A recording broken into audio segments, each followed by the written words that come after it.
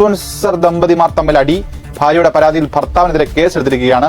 Philo Kalia foundation നടത്തിപ്പുകാരായ Jiji മാരായും ഭർത്താവ് Mario ജോസഫും തമ്മിൽ കുടുംബ തർക്കം പറഞ്ഞു തീർക്കുന്നതിനിടെയാണ് അടിപിടി ഉണ്ടായതെന്നാണ് പുറത്തുവരുന്ന വിവരങ്ങൾ.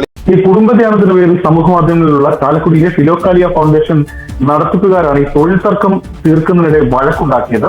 ദമ്പതികളായ മാരിയോ ജോസഫും ജിജി മാരിയോയും ആണ് ഈ തൊഴിൽ തർക്കത്തെ തുടർന്ന് 9 മാസമായി അകന്നു കഴിയുകയായിരുന്നു എന്നാണ് ഇപ്പോൾ ചാലക്കുടി പോലീസ് എഫ്ഐആർ പറയുന്നത്.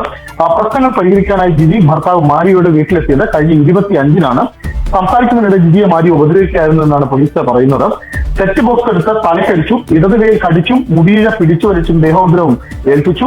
70,000 രൂപ വിലയുള്ള ഫോൺ എടുത്തെറിഞ്ഞ് പൊട്ടിച്ചു. BNS 126(2) പ്രകാരമാണ് ജിജിയുടെ പരാതിയിൽ ചാലക്കുടി പോലീസ് കേസെടുത്തിരിക്കുന്നത്. 1 മാസം തടവും 5,000 രൂപ പിഴയും ലഭിക്കാവുന്ന കുറ്റമാണിത്.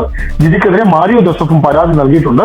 പരാതി പരിശോധിച്ച് വരികയാണെന്നാണ് ഇപ്പോൾ ചാലക്കുടി പോലീസ് അറിയിക്കുകയും ചെയ്തിരിക്കുന്നത്.